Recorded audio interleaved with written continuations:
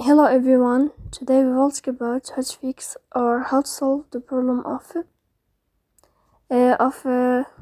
being slow on the application of Authenticator. We click on settings.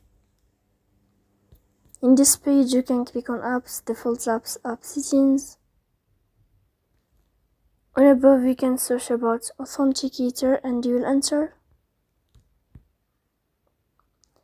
Then you can click on first stop and you can click OK. Here we'll enter to the window of storage. Then you can click clear cache. Don't click clear data because that can delete your account. In the end you can turn off your phone and you can turn on your phone again.